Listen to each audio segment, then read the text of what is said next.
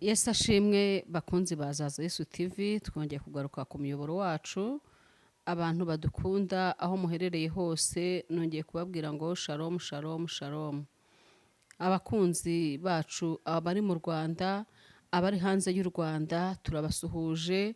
Amahoro y'Imana akomeze kubana namwe. Birashoboka yuko umaze iminsi mu bihe bitakoroheye. Hari ibihe ducamo bikatugomerera, hari ibihe byo kurwaza, hari ibihe by'ubupfubyi, hari ibihe byo gupfusha. Ibyo bihe bikomerera abantu, cyane cyane muri ibi bihe hariho icyorezo cy'uburwayi. Urajya ukumva umubyeyi umwe arakubwiye ati abana banjye bose barwaye gripe, kumva undi arakubwiye ati ndwaje inkorora, undi arakubwiye ati hari malariya. Ibyo bihe byose uko wabiciyemo bikagukomerera, nakubwira ngo komera, Imana irakuzi. Imana ntabwo izigera yemera yuko urangiza uyu mwaka ufite amarira, ufite agahinda. Birashoboka ko uri mu bihe by'ubushomeri bukugoye, ibihe by'inzara, turi mu bihe bitoroshye. Turabizi neza yuko turi mu bihe bikomereye abantu benshi cyane, ariko nzi neza ko ibihe byose uri gucamo Imana izabigutambutsa. Reka tubanze dusengane Imana. Data mwiza wo mu ijuru, turakubashye kuko utwongereye umunsi, iminsi yo kubaho kwacu. Wabaye mu ruhande rwacu, uraturinda, warinze intambwe z'ibirenge byacu, warakoze. Waturindiye Azaza Yesu TV n'abakunzi bayo, warakoze Yesu, uhabwa icyubahiro. Reka uyu munsi rero amagambo y'Imana tugiye kuganira abashe gukomeza imitima ya bose, abashe kuba inkomezi. Mwami Imana, mw'uru rugendo turi gucamo mu minsi igoye, ndakwingiza cyane Kristo, urusheho kwamamaza ubwami bwawe, ibendera ryo kunesha rirusheho kuzamuka mu izina ryera rya Yesu, amen. Nkuko musanzwe munzi rero, ni Uwamarayika Odette ugarutse imbere yanyu.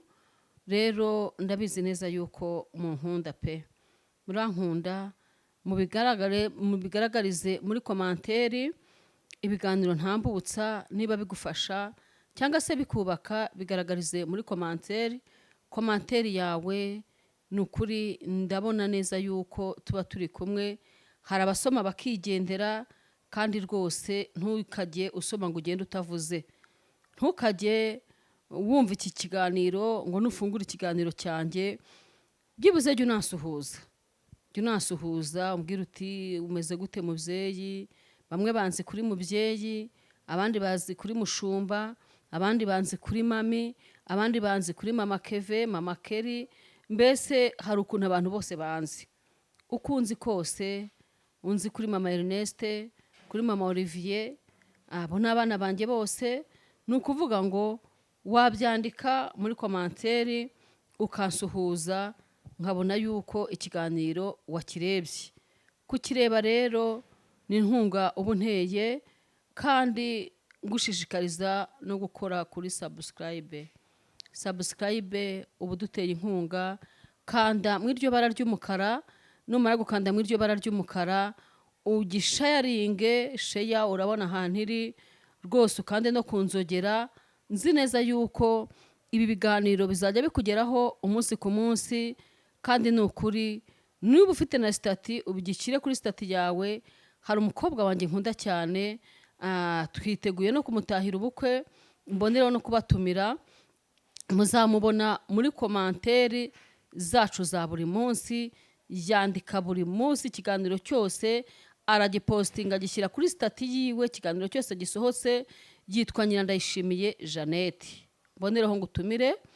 Nyirandayishimiye Jeannette afite ubukwe ku itariki 27 z'ukwezi kwa 12 Masizi. Ndagutumiye uzaze dutaha ubukwe bw'umukobwa wacu. Ni umukobwa wacu wo kuri Azaza Yesu TV. Nifuzaga yuko abakunzi bacu mwanshyigikira tukazataha ubukwe bw'umukobwa wanjye. Muzaze munshyigikire, duherekeze umukobwa wacu, tumushyingire neza. Erega niba mutari mubizi, uyu ni umuryango Imana iba yaraduhaye. Uyu ni umuryango Imana iba yaraduhaye. Hari n'undi mukunzi wacu mudaheruka kubona witwa Musanabera Francine, akunda kwandika komanteri. Ikiganiro cyose gisohotse yandika komanteri, ariko ntabwo muheruka kumubona. Francine amaze iminsi yararwaye, nkubwira ngo aho uri umfashe tumusengere. Tumaze iminsi turi gusengana, hari icyo Imana iri gukora. ejo twasozanyije amasengesho, nawe rwose uzamura iryawe sengesho. Mboneraho kubwira abakunzi ba Zaza Yesu TV rwose ko twakagombye kwihuza tugategura iminsi y'amasengesho. Numvaga twakinjiye muri uyu mwaka 2025 dukoze byibuze amasengesho y'iminsi 3 tutarya tutanywe gushimira Imana. Wowe unyumva, wowe unkunda, wowe unkurikira, niba wumva unshyigikiye ukaba wumva yuko aya masengesho twayafatanya, uzabyandike muri commentaire. Aya masengesho ngiye nawe tuyafatanye.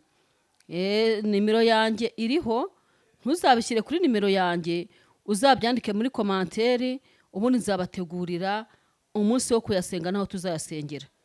Birashoboka yuko waba uri hanze y'u Rwanda, birashoboka yuko waba uri mu Rwanda hagati, birashoboka yuko waba uri na hafi yanjye. Mwebwe muzabyandike muri commentaire, nimara kubona abifuza amasengesho nzababwira uburyo bwo kuyasenga. Ndakuraritse uku kwezi kwa 12 gutangira, nkurarikiye ko tuzasengana amasengesho y'iminsi 3 yo gushimira Imana. Aya masengesho nayo gushimira Imana nta kindi no kuyibwira ngo Mana 2026 tugiye kuziyinjiramo uzabashe kuduheramo umugisha. Nayo gushimira Imana, icyambere cyo tuzashimira Imana uburyo kitumaze amezi 11 yose tuyafunitse turi amahoro. Tugiye kwinjira mu kwezi kwa 12, aba ari ukwezi ko guserebura, aba ari ukwezi kw'ibyishimo, aba ari ukwezi kw'ibyiza kw'intsinzi. Ni ukuvuga ngo tuzasenga amasengesho y'iminsi 3 seke, tutarya tutanywa, turi imbere y'Imana yacu twicishije bugufi, turi kwishimira ibyo yadukoreye. Umunsi wa mbere uzaba ari umunsi wo gushimira Imana. Umunsi wa kabiri tuzaba ari umunsi wo gusaba Imana, tuzabanza dushime, umunsi wa kabiri tuyisabe. Umunsi wa kabiri tuzasaba Imana kugira ngo izatwambutse 2026 amahoro. Tuzayisingire neza, tuzinjire 2026 tuguwe neza, dufite ubuzima, dufite amafaranga. Ibyo dukora byose tudafite amafaranga nta kintu byaba bivuze. 2026 azaba ari umwaka wo kubwira Imana ngo Mana uzatwambutse amahoro. Ku munsi wa gatatu azaba ari umunsi komeye cyane, aleluya, wo kubohoza umugisha. Uwo munsi wa gatatu nutazi gusenga azabimenya. Uwo munsi wa gatatu azaba ari umunsi wo kubohoza, wabohoza inzu, wabohoza imodoka, wabohoza business, wabohoza imyambaro, wabohoza ibyo kurya, wabohoza akazi. Icyo uzabohoza ni wowe ukizi. Wowe uzabishyire muri commentaire gusa nicyo ngusabye. Ngusabye inkunga yo kubyandika muri commentaire bitewe nuko wumva unyotewe nayo masengesho. Ngewe inkunga yanjye nuko yagufasha nkakubwira n'ukuntu tuzayasenga. Rero itariki ntago ndayibaha, nzabaha itariki bitewe n'abo nabonye bashaka ko dusengana. Imana ishimwe cyane. Dufite Imana ijya yumva amasengesho. Ejo twarangije amasengesho y'iminsi 2. Ngewe ntabwo icyumweru cyarangira ndi kurya ngonywe ngo bimpire, ntago naryama ngo sinzire, yaba ari kosa nkoze. Icyumweru cyarangiza ndi kurya kuva ku wa mbere ngo ngeze ku wundi wa mbere, ndi kurya nkanywa nkaryama, ntago Imana yanyemerera. Ngewe Imana yampamagariye gusenga. Ni ukuvuga ngo buri cyumweru iyo nafashe amasengesho y'iminsi 2 fatamo umunsi umwe byibuze. Umunsi umwe mu cyumweru cyangwa iminsi 2 mu cyumweru mba ndi imbere y'Imana, mba ndi kwinginga Imana, mba ndi gusenga. Kandi ntuvuge ngo gusenga ngo abantu basenga gute, niyo uri mu kazi ubasha gusenga. Hari abantu bitwaza akazi bakavuga ngo ntago bakora amasengesho yo kuyiriza ubusa bari mu kazi. Ikintu cya mbere ugomba gukora ni ukubwira Imana ikaguha imbaraga. Wowe imbaraga zawe nta kintu zagushoboza, ntago amaboko yawe yabasha kugira icyo akumarira, ntabwo ibitekerezo byawe byagira icyo bikumarira. Gusenga Imana, iyo uri kumwe n'Imana, irakubashisha, iragushoboza. Uyisaba imbaraga, ukayibwira uti Imana mpa imbaraga nkora aya masengesho kandi nzayasoze. Tujya tubona dutangira umunsi umwe, ugatangira umunsi wa kabiri, ugatangira umunsi wa gatatu, ugafata umunsi wa kane, nta kintu uri gushyira mu nda, kandi ugahagarara ugakomera, ukabona ko ari Imana ikubashishije atari imbaraga zawe. Rero nawe umunsi umwe ntabwo wakunanira ngo wicishe bugufi imbere y'Imana. Ibintu byose bisaba kwigomwa. Nongera mbabwire ngo iyo wagiye imbere y'Imana ugiye gusenga wiyirije ubusa, ifunguro ryawe wagombaga kurya iwawe mu rugo ntabwo uba ukiririye, ahubwo urifashisha abakene kugira ngo Imana ikubone neza. Tubyumve neza. Hari abantu bajya gusenga bakicisha abakozi babo inzara, bakicisha abana babo inzara.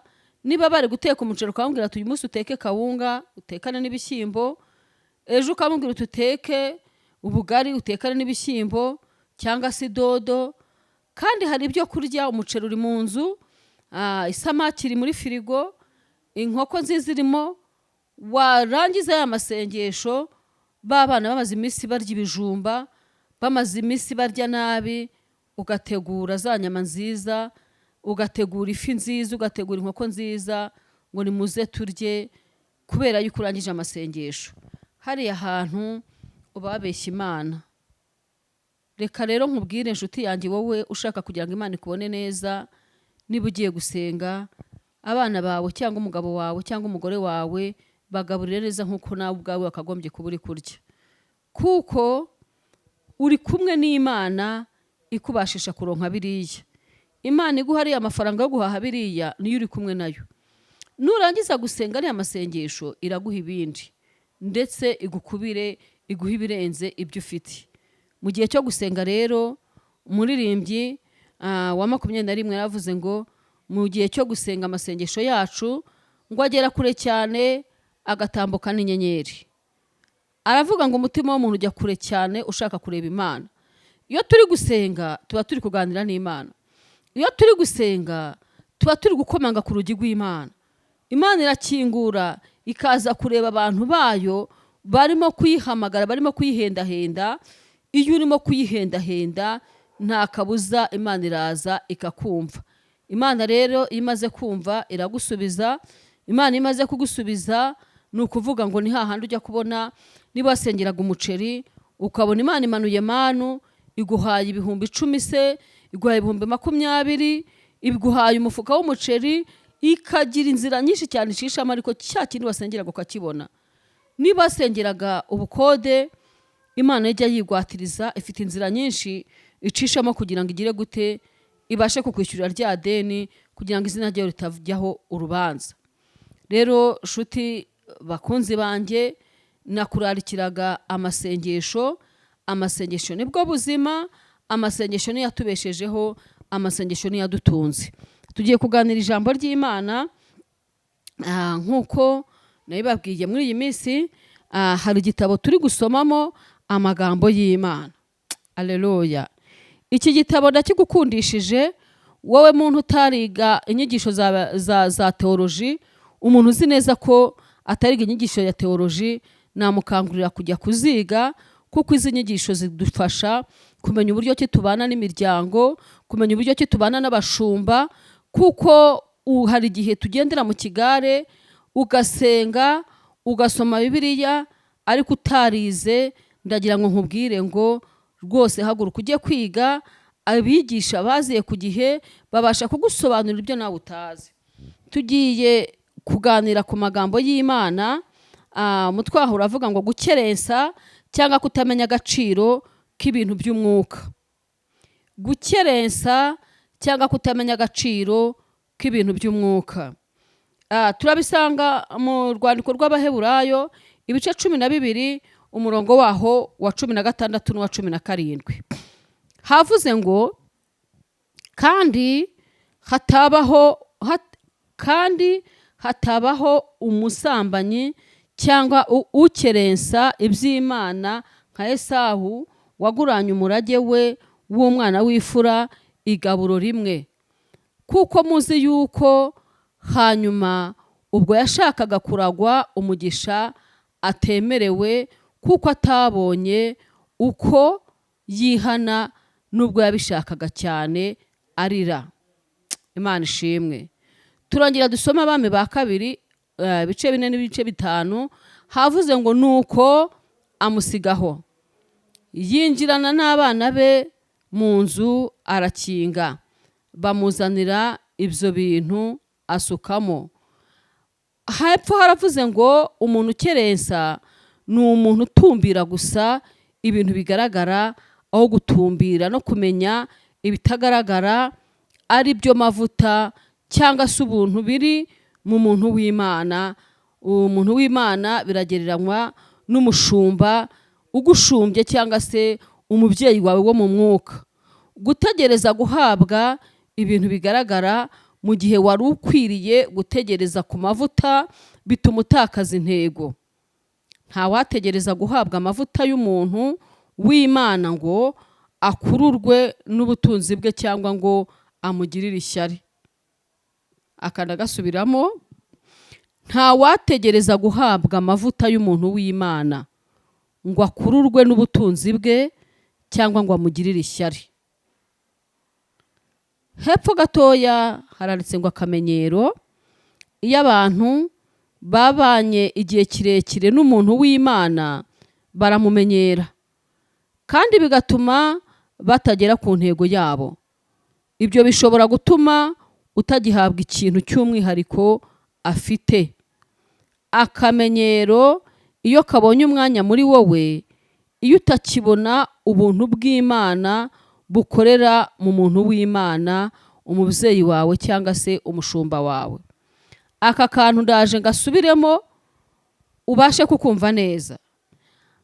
Akamenyero nongere nkagusubiriremo, havuze ngo iyo abantu babanye igihe kirekire n'umuntu w'Imana baramumenyera kandi bigatuma batagera ku ntego yabo. Ibyo bishobora gutuma utagihabwa ikintu cy'umwihariko afite. Akamenyero iyo kabonye umwanya muri wowe, iyo utakibona ubuntu bw'Imana bukorera mu muntu w'Imana cyangwa se mu mushumba wawe. Hari abakristo cyangwa se abantu bamenyera abashumba, umushumba akamufata nk'umuntu usanzwe, umushumba akamufata nka murumuna we, umushumba akamufata nka mubyara we, akumva ko isaha n'isaha yasubiza umushumba uko yishakiye, yabwira umushumba amagambo yumva ashaka, akumva ko umushumba nyine nta kintu avuze kuri we ari umuntu nka we. Ibi rero by'akamenyero, ikintu umushumba yari afite cyawe iyo wamaze kumumenyera, kabona nubwo yagusengera uba waramaze kumenyera amavuta ye, ni ukuvuga ngo niyo wayagusengera kajana ntabwo byagira icyo bikumarira. Rero hasi havuze ngo ibisitaza. Iyo usitajwe n'umubyeyi wawe cyangwa se umushumba wawe cyangwa se abo musengana cyangwa n'abandi bantu, umwuka ukubuza kuguma mu mwanya wawe wa mbere Imana yagushyizemo, kandi ibyo bishobora kukuzitira guhabwa amavuta amutembaho, kuko ari ibikomeye cyangwa ibidashoboka guhabwa ku muntu wasitajweho. Imana ishimwe cyane. Ahangaha mu kiganiro twatambukije mu minsi yatambutse, ndumva mwaracyumvise, twaganiriye ku bashumba bakomeretsa intama, twaganiriye ku bapasiteri, abakristo bajya kugisha inama aho kugira ngo babagire inama bakabasitaza, rimwe na rimwe bakabaca mu nsengero, mbese bakababera ibigusha bikomeye. Ahangaha haravuze ngo uyu mwuka wamubuza kuguma mu mwanya we yari arimo, kandi uyu mwuka ngo ukaba inzitizi ku mavuta yamutembagaho, kuko ibintu yakoze bidashoboka guhabwa ku muntu wamusitaje. Imana ishimwe. Aya magambo yo mu Bami ba kabiri ibice 4 yavuze ngo nuko amusigaho yinjirana n'abana be mu nzu arakinga. Twese tuzi ko uyu muntu winjiye mu nzu akinjirana n'abana be ari uriya mugore wa Obadiya. tuzi uburyo ki Obadiya yubahaga Imana, tuzi uburyo ki Obadiya yapfuye arimo amadeni, yapfuye yubaha Imana, yapfuye ari umukozi w'Imana, ariko apfa afite abantu benshi cyane amadeni. Imana ijya ibyemera ko umuntu w'Imana agira amadeni. Imana ijya ibyemera ukikopesha ukabona n'abagukopa, ariko ukabura uburyo bwo kwishyura, ukaba wanataha rya deni urimo. Urabizi neza ko umuntu ufite iyi deni kugira ngo yihanganire ko wamwambura biragoye. Ariko reka nkubwire, uyu muntu w'Imana yari yarasenze Imana, Imana yari yaravuganye nawe, Imana yari yaramubwiye ko izamwishyurira ideni. Uyu mugore we nawe n'abana be barasengaga, ntabwo bari bicaye. Igihe cyose basengaga basabaga Imana ngo Mana dufashe iri deni ryishyurwe. Ubwo bajyaga kureba umuntu w'Imana arababwira tumva rero, genda utire ibintu mu baturanyi, ntutire bikeya, winjirane mu nzu n'abana bawe, ayo mavuta uyasukemo, nasigara ugenda ugurisha ibintu byawe, ugenda ugurisha ayo mavuta, wishyura ayo madeni, amafaranga asigara azagutungana n'abana bawe. Mu by'ukuri ariya mavuta ni ikintu gikomeye. Uyu munsi wa none abashumba benshi cyane tuzi neza yuko bavuga ko bafite amavuta. Imana ishimwe. Tuzi ko abashumba bafite amavuta bakorera mu butware, bagategeka, Imana igakora igitangaza. Uriya mugaragu w'Imana Elisa yari afite amavuta yo gutegeka. Ari amavuta yo gutegeka yategekeye uriya mupfakazi. Amaze gutegekera uriya mupfakazi n'abana be, ikibazo cy'ideni bari bafite cyahise gikemuka. Bari bakomerewe pe, byari bigoranye ko bakwishyura ririya deni. Bene deni bari bamaze kuvuga bati ndagutwarana n'abana bawe ngende mbagire imbata kugeza igihe ideni rizishyurirwa. Biraryana, birababaza ku mubyeyi ndetse no ku wundi muntu. Biraryana kumva ko wajya kuba imbata, kuba ingwate n'abana bawe, mukajya kwishyura amadeni umugabo yapfuye afite. Ariko kubera ko yari yarubashye Imana, yakoze n'ikindi kintu kimwe cyo kubaha amavuta y'umugaragu w'Imana Elisa. Bakozi b'Imana, bakunze inshuti zanjye, mwubahe amavuta y'aba bashumba babayoboye, mwubahe amavuta y'abakozi b'Imana babashumbye, mwe kumenyera abantu b'Imana, mwe kumenyera abakozi b'Imana, mwe kumenyera abashumba banyu. Nukuri numenyera umushumba wawe, amavuta ye twabyumvise nta kintu azaba kikumariye. Nubwo yagusengera ntabwo amavuta ye yagira icyo akumarira, kubera ko waramumenyereye, wenda sura namusitaza. Ni ukuvuga ngo biba byiza ko iyo we wisuzumye ukamenya aho wakosheje, ugaca bugufi, ukihana, ugasaba imbabazi, ayo mavuta yakugirira umumaro. Uyu mubyeyi rero n'abana be bamaze kumenya agaciro k'amavuta ya Elisa, baragenda baramutakira. Elisa avuga ijambo rimwe gusa, arategeka ati ufite iki? Aravuga ati mfite agaherezo k'utuvuta. Arategeka ati none aha ndategetse, genda utire ibintu mu baturanyi kandi ntutire bikeya, usuke mwayo mavuta, ugende mu nzu wikingiranye n'abana bawe, nasigara ugende ugurishe, amafaranga avamo wishyure amadeni, agukenure n'abana bawe. Uwo mwanya Imana yumviye Elisa. Ndakwifuriza ko nawe waba umuhanuzi w'Imana muzima, amavuta yawe abasha gukorera abandi mu gihe bihebye, mu gihe bahuye n'ibibazo, mu gihe babona bitagishobotse. Amavuta yawe yabasha gukorera abantu batandukanye, ku buryo nawe ubwawe wizera amavuta yawe. Ni wizera amavuta yawe, wategeka ngo uyu munsi ndabasha kubona ibyo kutunga abana banjye, ndabasha kugaburira umudugudu wose, Imana igahita ikora igitangaza. Wategeka nka Eliya ukavuga uti uyu munsi imvura nigwe ikagwa. Wategeka ukavuga uti Imana nkorera iravuze ngo nguhaye inzu ukayibona. izera amavuta yawe, wizere n'amavuta y'umushumba wawe. Umushumba wawe banza umugirire icyizere, we kumumenyera, we kumuvogera, umufate nk'umuntu uhagarariye Imana ku isi. Imana ntago wayimenyera, Imana ntago ijya imenyerwa. Imana ni ukuvuga ngo ihora yubashywe igihe cyose. Niba waragize amahirwe yo kugira umushumba ukuyoboye, we kumuvogera, we kumenyera, we kumufata nka mubyara wawe, we kumufata nka murumuna wawe cyangwa mukuru wawe. Mufate nk'umuntu uhagarariye Imana ku isi, mufate nk'umuntu Imana ituyemo, mufate nk'umuntu Imana ituma akakubwira, mufate nk'umuntu wakugeraho utabasha kugera. Numara kumva kuriya muntu wari umuntu wakugira umumaro, ukizera amavuta murimo, azagutegekera nk'uko Elisa yategekeye uyu mugore ati genda utire ibintu mu baturanyi, kandi ari amavuta arakwishyurira ideni n'abana bawe.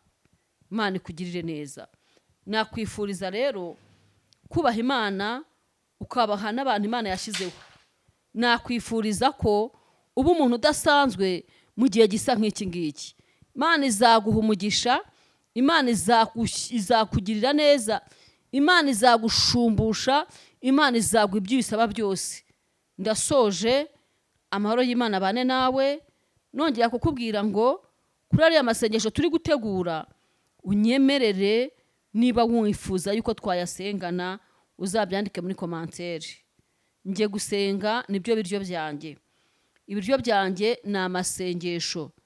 Nge ndasenga nkabasengera, ariko nimwifuza yuko dusengera hamwe, tugahuriza hamwe, ibyo muzabigaragaze. Iriya minsi 3 nababwiye ko umunsi wa mbere azaba ari uwo gushimira Imana, umunsi wa kabiri azaba ari uwo kuyisaba, umunsi wa gatatu azaba ari umunsi wo kubwira Imana ngo Mana duha umugisha, tuzabana nabo 2026. Imana irabakunda cyane, kandi nanjye ndabakunda. Ciao ciao, amahoro y'Imana akomeze kubana namwe muri byose.